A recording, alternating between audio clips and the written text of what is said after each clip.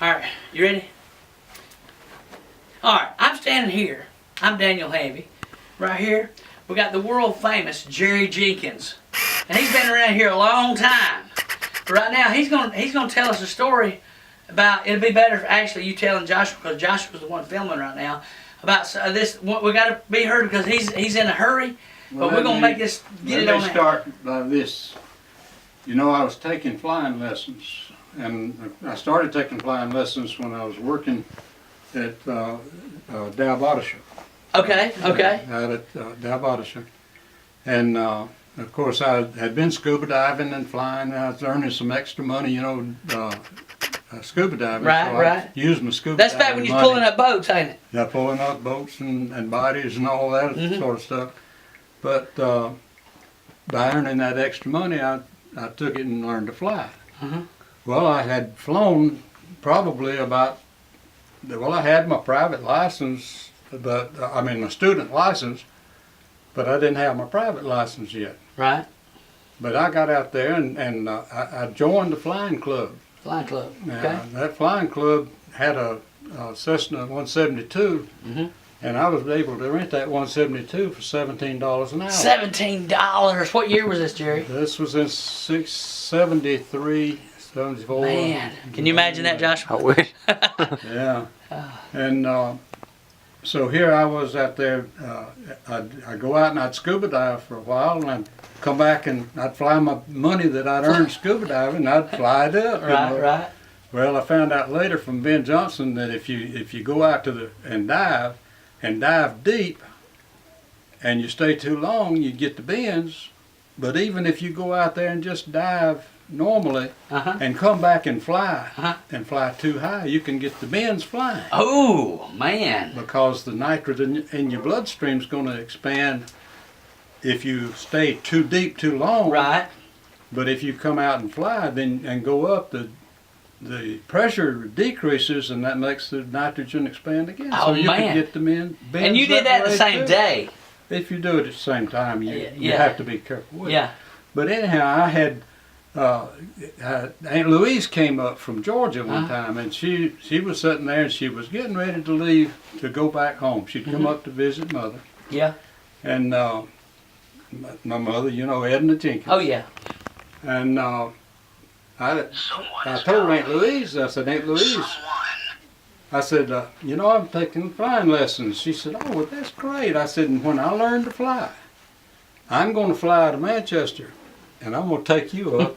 I'm going to land over at Warm Springs, and I'm going to take you up. Yeah. And she said, oh, no, it scares me. I can't get off the ground. You can't take me up to fly. And I said, well, I'm going to fly down there. And I said, when you see me fly over, you come over to Warm Springs. She said, well, Jerry, there's lots of airplanes. And that was before mobile phones. That was before any kind of real communication. No, that was before they had, well, they had got past where you have to ring the phones on the wall. You know.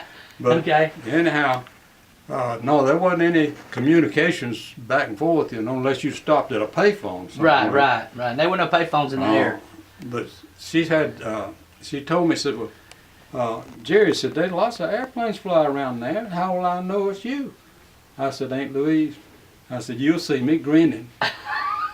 And when I finally, I come out one day, I rented the airplane, and I flew it, and I come back and landed it, and I shut the airplane down.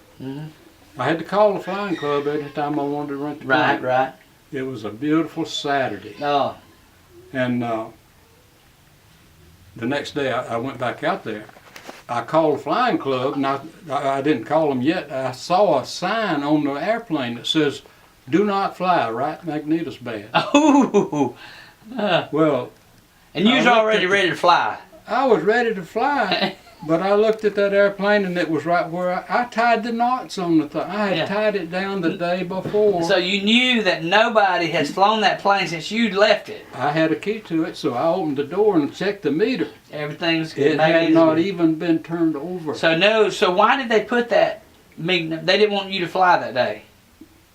That's the rest of the story. All right, so I called the flying club. Went into the office there and called them, and I said, I flew the airplane yesterday. I said, the right magneto's great. I said, I got in it and cranked it up, and I did. I got in it and cranked it up, checked both magnetos, you know. Yeah. He said, just leave the damn airplane alone. Ah. And I made up my mind right That then. done made you mad then. I was going to quit that flying club. Oh, right then, yeah. You knew this was your last flight. It had been building. Okay, it wasn't just a one-time thing. Okay. But I had probably less than 20 hours, 25 hours flying time. Okay. I had soloed. I soloed it about 9 hours. Okay, okay. But, so I got in the airplane and I figured, well, I'm going to go, I'm getting ahead of my story. I went on back home. Yeah. But I called 2 or 3 days later. This was the beautiful Saturday. Yeah. And I called them and I said, could I go fly today? They said, yeah, you can have it all day. Yeah. Well, it hadn't occurred to me until he said that all day would be good. Sounds good to me, yeah. They had told me when I joined the club that this money that I paid, and I forget how many $100 I had to pay, $295, something like that. They had told me that money is non-refundable. You can't get this money back. So you knew it was. When I took off, and I pulled up off of runway 23, and as I turned to the right, and I did. Normally I'd have went around the field, you know. Yeah. But I turned to the right, and it headed me toward Georgia. And when I headed toward Georgia, I kept going. The next thing I know, I'm flying over Athens, Georgia. I'm looking down on the street where me and Ernie was in the car together, and I couldn't decide whether I wanted to go right and left. Man, you saw it. You saw it. I was sitting there looking down at Athens, Georgia. How many feet was you flying? About maybe 1,500 where you could see? 18, and no more than that. But I could see Athens, Georgia. It was clear, beautiful. Yeah, beautiful Saturday. Beautiful day. So here I go flying, and I go down to Georgia, down to Macon, where we lived down on the farm. And I found the cousins. You know, Aunt Rochelle. Our Aunt Rochelle was grandmother's, Odessa Hamby's sister. Her name was Rochelle. Right, and Odessa is my daddy's mama. That's right. Odessa. Odessa Hamby. And Rochelle's granddaughter was one that I had written to while I was in the Air Force. Yeah.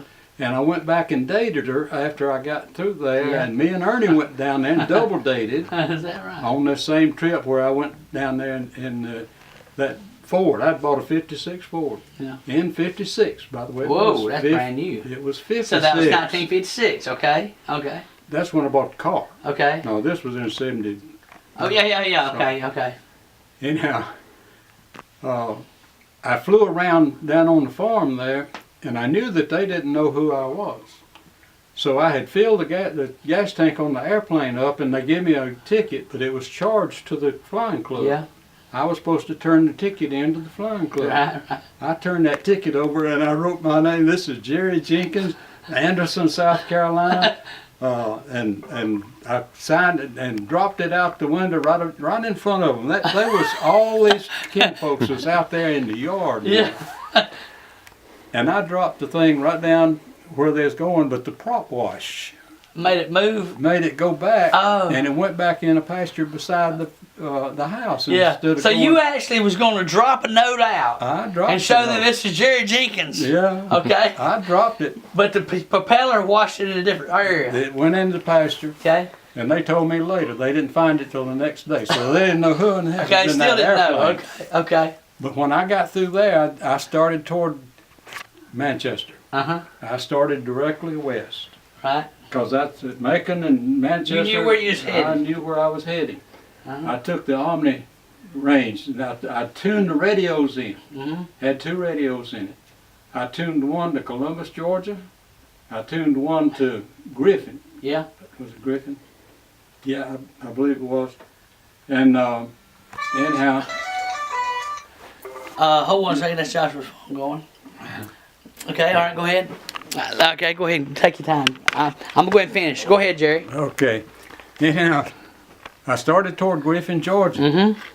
And the further west I went, the higher I went. Right. So here I kept climbing. Okay. I kept climbing. And by the time I got to Macon, Yeah. which was about 35 miles from the farm down there. Right, right, By the time I got to Macon, I was at 10,000 feet. right. Whoa, okay. The airplane was like it was hanging on a sky hook. There was no turbulence. It was absolutely It's so beautiful, smooth. Uh-huh. so smooth. And I was just sitting there with my fingers on the yoke and looking at the land go by, you know. And all of a sudden, I noticed a little bit of ground fog along in the woods down there. Yeah. And the further west I went, the ground fog kept getting thicker and thicker. Yeah. And pretty soon I was having to look back to see trees and everything. All I could see was ground fog. Right.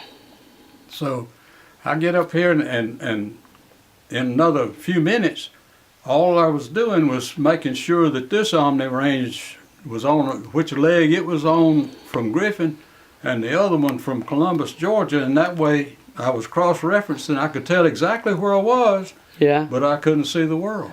Right. I couldn't see nothing but white below Oh. and blue above.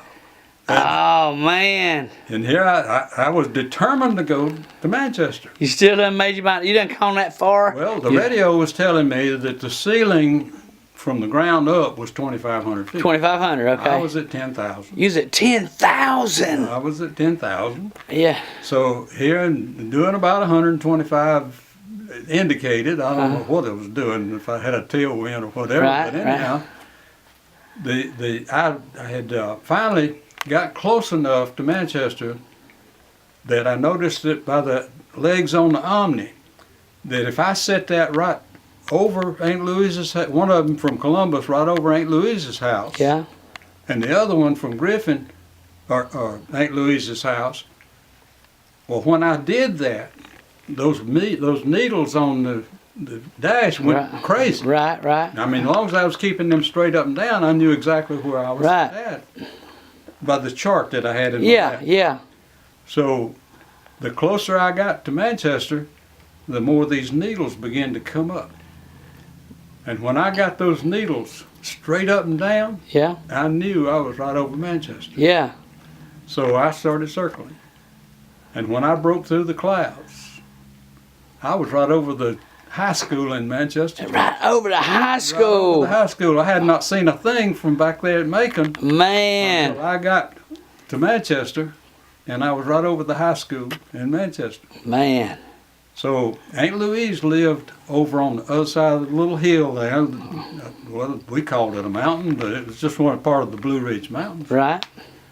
So here, I circled around because I had to go down on Perry Street because we 'Cause you lived knew right on your the end of directions. Perry Street. I Right. knew exactly where I was at. Right, right. I'd rode a bicycle around there for years. Yeah. So yeah, and my heart was about to bust. Oh, I bet. I bet. I was so full of it. Yeah. So here I am, and I go down over Perry Street, and I circle around, and I ain't more than 500 feet high down there. Yeah.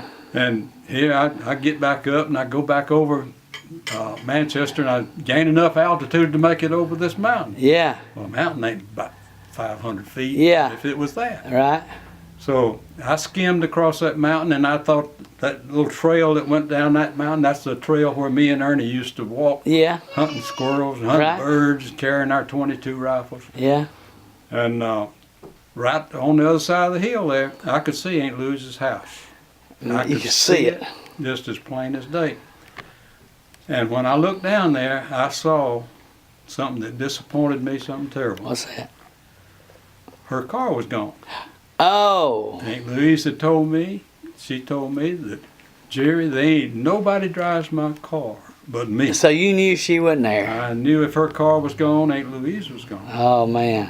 But what I didn't know is she had gone to pick up her granddaughter. That's Bill Dolly's daughter. And right now I can't, anyhow. When I went across there and I looked down, and all I could do was just circle. Mm-hmm. And I just clicked that thing and tilted it on a 2-minute turn. Yeah. And that 2-minute turn, you know, you get a gauge on there that you put it right on it, and 2 minutes after you start turning, if you keep that turn going, in 2 minutes you'll come back over the same point where you were. Right, right. So when I started drifting around, I got back to the road that ran in front of her house. Right.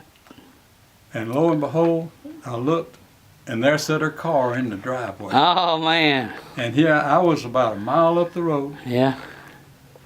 But I tilted that, I put that thing on a 90-degree Oh, turn. man. 90 degree. 90-degree turn. And down I come. And I got right over the power lines. Ah. Aunt Louise had told me, she said, Jerry, when you come down there, I said, how am I going to know it's you? Said, there are lots of airplanes fly around there. How will I know it's you? I said, Aunt Louise, you'll see me grinning. Yeah, yeah. So I remembered that. So when I went in front of her house, I was still doing about 130, Yeah. but I was grinning like a possum. Yeah. Oh, man. I whooped that thing up, you know, Yeah. and made a tight circle, come back around, and in the field next to her was nothing but flat land except for several thousands of fire ant hills. Right. The fire ant hills were about 2-3 feet high. What about that? They were huge. Fire ant hills. Fire ant hill. And that field was full of them. So here I'm acting like I was going to land in that field. Yeah. I thought about it. Yeah. I figure an ant hill ain't gonna hurt nothing. I thought about it. Till you seen how big the ant hills was? Yeah, that thing would have ground looped me. Oh, man. So anyhow, I flew around a couple more times, and when I took off toward Warm Springs, I told her to come get me at Warm Springs. Yeah. I got my wings. Okay. She knew what I was doing. Yeah. I flew right over the top of the mountain. Didn't about try to get over the trees much, but I cleared them. Yeah, yeah. And when I got over to Warm Springs, there was the runway. I lined up with it. I touched down. I went past, you know, the runway had a taxi off-field parking area on the right. Okay. It took off halfway. Yeah, halfway okay. up the runway. Yeah. Well, I rolled on past that because I was no hurry. I had plenty of room to land. Right.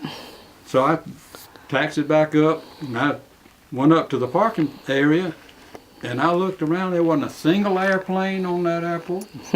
There was nobody around. Yeah. The place was deserted. Ah. It was a paved parking area. Yeah. There was ropes on the ground, you know, to tie your plane down with. So I taxied around and parked over one of those parking places, and I tied the airplane down. I said, well, she's going to be here in a few minutes to pick me up. Because you waved your wings, you knew she saw you. She knew it. I'd already told her I was going to come and she said, we'll go home. You probably ride over to your house. Yeah. So here we go. I'm waiting on Aunt Louise to get there.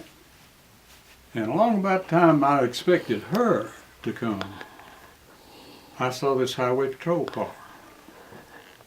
And then it occurred to me that where I crossed the mountain from her house was a highway patrol station right at the top of that hill. Yeah.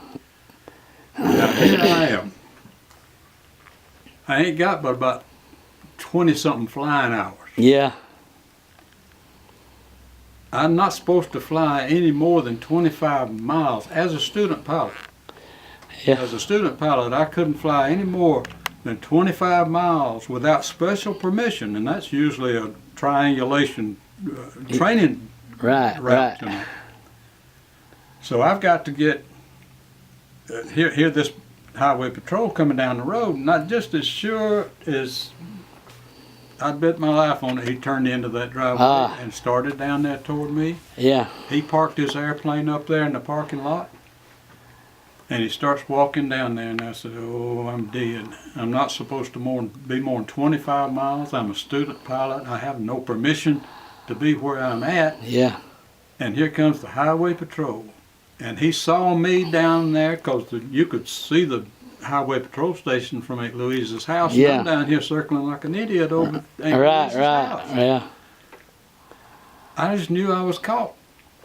He walked down there and he says, how you doing? And I said, I'm doing fine. He said, that's a nice looking airplane. Now you got this. Do you mind if I look at it? Yeah. I said, no, I don't mind. I unlocked it for him, and opened the door. And he looked in it, and he said, boy, that's a nice plane. He said, it seat 4 people? Yeah. Yeah, that's good. I said, where you from? And I said, well, I'm from Anderson, South Carolina. And he says, well, that's nice. I said, well, who you know down here? And I says, well, he said, what you doing down here? And I said, well, I'm down here to visit kinfolk. Yeah, yeah. He said, well, he said, who you come to see? And I said, Fred and Louise Dolly. He said, oh, I know Fred. Louise. He says, yonder comes Louise now. Is that right? But now, before that happened, though, let me tell you this. Yeah. Before that happened, he asked. I had took the key and unlocked the luggage area behind the seats of that 172. Mm-hmm. There was a cargo space back there. Yeah. And when I opened it up, he said, "Oh, that's where you carry your luggage and everything." And there wasn't nothing in there but 4 chocks and a yoke that you use to pull the airplane down with when it's on the ground. Mm-hmm. That's all that was in it. So I closed that back up. He said, yonder comes Louise now. So he walked out and he pulled out as she was pulling in. Right. I got her down there and I started walking toward the car. And she met me about halfway. And I said, well, I guess you want to go back to the house. She says, oh, I want to look at that airplane. Yeah, yeah. I said, well, come on now. She had Bill Dolly's daughter and one of Ernie's nephews with her, and I believe it was Johnny. It was Johnny. Mm-hmm. And so they were standing there, and they was looking at the airplane, and Aunt Louise was looking at the airplane, and I turned around and I looked at Aunt Louise, and I said, Aunt Louise, I told you when I come down here, I was going to take you up. I said, you ready to go?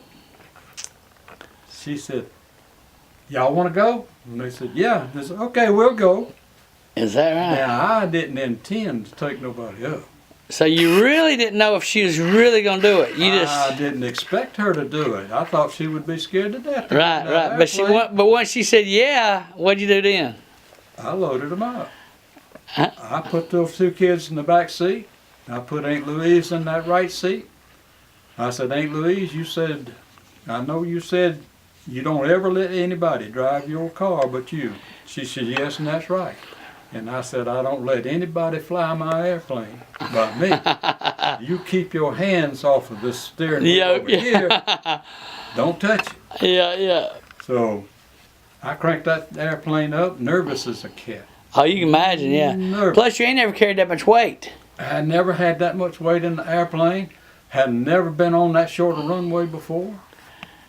It wasn't but 1,800 feet. That's short. Now, to give you an idea, 1,800 feet, Anderson runway was 5,000. 5,000 feet. At the time. So, this one was 1,800. A third of the distance just. Oh, man. So, I taxied out and had to go in that middle taxiway. Had to taxi up the runway, to get to the end. And I got there, and it was a hot day. It was hot. Yeah. You could see the worms coming up off the pavement. Man, it's hot. Okay. Up. Yeah. And I knew that had the effect of the airplane would not take off as fast because the air is hot. Yeah, right. Thin. Mm-hmm. So it was going to take a longer run. Distance, yeah. Man, I held the brakes on that airplane. I revved that thing up to full speed, and I waited till it got peaked out before I ever released the brakes. Yeah.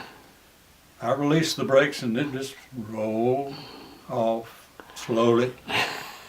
And down the runway we went. By the time we got... Is that right? You still wouldn't. Middle ways, you still wasn't there. Middle ways, I still didn't have the speed to take off. And here I had these 2 kids in the back, and Aunt Louise, and I just trusted. You kept on throttling. I trusted to God. Because you had to make a decision whether you was going to stop. Oh yeah, It was I had to stop. You was to the point of no return. Because if I hadn't stopped right then, I'd run off. Yeah, you had to either go or stop. So you made a decision, keep it rolling. I keep it rolling. So I got down there and it finally lifted off. Mm-hmm. And right over the end of the runway, I was at about 20 feet, Mm-hmm. maybe. And there was a grove of bamboo cane. Green, beautiful bamboo cane down there. And it went over, that airplane went over that, and all of that hot air that was on that runway was going up. Yeah, yeah. Over and coming down over that greenery. Oh. It'd get up here and it'd get cooler, and the cooler air would fall down, and, Right. and it was whipping over, rolling. Yeah, And this airplane went through that rolling. yeah. I was in hot air, and then I was in cold Right, air. right. So to make it jump. It bounced. Hey, Louise said, "Uh-oh, we hit a bump." And that right at that minute, I couldn't explain to her why that. No, you didn't have airplane no. bounced. Yeah. I didn't have no training to Yeah, know what caused it to bounce. What about that? So anyhow, we climbed on out, and I started trying to point out things to Aunt Louise. I said, "Aunt Louise, you can see the schoolhouse over here." After we got up, you know, we could see down to Manchester. And I finally, well, the schoolhouse looked like a Monopoly hotel. Yeah. You know, to her. Yeah. But I saw the pepper plant where she had packed pickled peppers. Yeah. And I told her, I said, "There's the place where you used to work." And she So she zeroed saw in it. on that. Yeah. And then she started seeing things in town. What about that? So I circled around a little bit and flew over the mountain again and flew down to her house. I was dropping altitude, but I was keeping my speed up. Right, right. And there sat Fred Dolly. Fred Dolly was in his wheelchair. He had rolled down his ramp. He'd had a stroke. So Yeah. he had rolled down his ramp and was sitting on the front walkway. Yeah. And I could see him. And the two kids in the back could see him.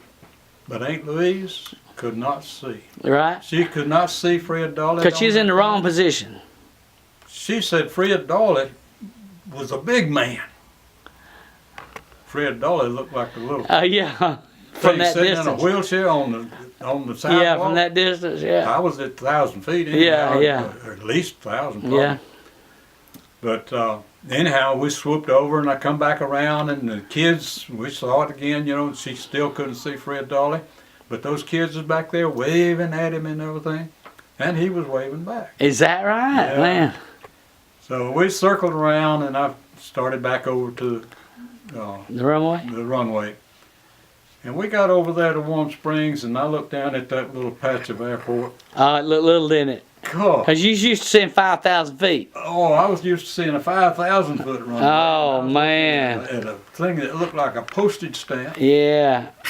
And I did everything right. Yeah. I made real sure I did everything right. Right. I had my flaps down. I cut my speed at the right time. I lined up with the runway. And I set that thing down just as gingerly. I don't think the wheels even squeaked. Is that right? What about that, man? And that thing rolled short, rolled and stopped. I had to give it gas to get to the middle Really? turn off. So you was that cautious to land that I thing? landed that thing in 1,000 feet. I bet you less. What about that? What mean, about that? Yeah, well, it had to be at less than 1,000 feet Yeah. because it wasn't but 1,800 feet, but Yeah. 900 feet to that cutoff. Yeah, yeah. It had to be. Landed in less than that. But you had it going as slow as speed as you could go to land that I thing. was hanging on those wings, What about that? and it mushed right in there. And everybody was happy. So they get out and thought Jerry had that whole thing under control. She took me to the house. We loaded up in the car, tied the plane back down and everything. Went over, sat there and talked to Uncle Fred for a while, you know. And I asked Aunt Louise, I said, when we go back to the airport, do you know anybody that can go over there and help pump me some gas in this airplane? Because the airplane was getting down. I mean, it had a full tank when we left. Yeah. It was less than half full now. Yeah. Oh, less than half. And you knew. Yeah. So here I had to have some gas to get back to Anderson. So she said, well, this man that runs the station is the one that runs the pump over at the airport. Yeah. Went by his place on the way back. Couldn't find the man nowhere. Oh no. So, Because it's Saturday, he wasn't worried about that, was he? no, I was though. Yeah, definitely. So I said my byes to them and everything, you know, and hugged everybody and got back in that airplane. And when I took off from Warm Springs, I headed to Griffin, Georgia. Yeah. Now Griffin had a gas station. Right, at the airport. So I landed there, and I bought $20 worth of gas. $20, man. Yeah, about $10, 10 gallons of gas. What about that, man? Aviation gas was costing about 50 cents a gallon. You could buy a gallon of gas for a car for 20 cents. So aviation was 50 cents, but he charged you $2 a gallon. No. You said $20 for 10 gallons? No, 10 gallons, that's 50 cents a gallon. Oh, you got 10 gallons. No, you got 20 gallons at $10. I got 10 gallons at $20. At $20. No. No. No. 20 gallons at $10. Okay, you Yeah. got 20 gallons at $10. Okay, you got it for 50 cents a gallon. Yeah. Okay. Anyhow, that got me back to Anderson, and but I was going around Atlanta. You know, Atlanta's Oh, so huge, yeah. Even then was huge. Oh, yeah. Even then, I knew that the airport had controlled space. Oh, yeah. of it was in a cone shape. Cone shape, The okay. closer you are into Atlanta, you don't get Yeah, yeah. low near the airport. Yeah. But now out here, you can be flying at 2,000 feet and still be in the Atlanta control space. Right. Because, or under. Yeah, the level of the cone, yeah. Yeah, because the airplane's So- coming so in, you- they come in high. So you was trying to determine how you was going to go around it. Well, I had to stay far enough from Atlanta, but I wanted to go home, and I wanted the shortest distance, So you- but I still had to make that. So you dropped kind of down below Athens and made a I loop. had to, well, I had to go around, yeah. Yeah. So that's when I messed around there, and I lost my bearings. Uh-oh. And I couldn't tell exactly where I was, and I couldn't find myself on the chart. And I didn't have time. There was too much going on. I was having to watch for traffic. Mm-hmm. So I just decided, well, there's a town down there with a water tank. So I'm going to go down and see. read it. And the water tank had the name on it. And I dropped and got down there to where I could read that name on there, and it was Jenkinsburg. Jenkinsburg. So you flew down to Jenkinsburg. And that Did you know where Jenkinsburg I was? had no idea, but I found it on You found it on the map. Okay, once When you I found it on the chart, I knew where I was at. But was you pretty much on track? I was pretty much. I was Okay. a little too close to Atlanta, but Okay, I but should have still, been yeah. further out.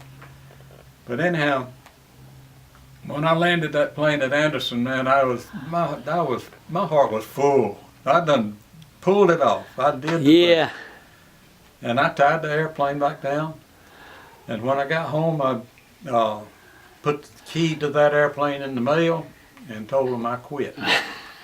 Because you knew they didn't quit you anyway. They had. Yeah. And they've done me for that money. They've done me for that flying time. Is I that right? never paid them a dime. They quit after about a year. Well, you know what though? You put in your time and money into it. You deserved a good last flight. But that's the story of Aunt Louise and her first and only flight.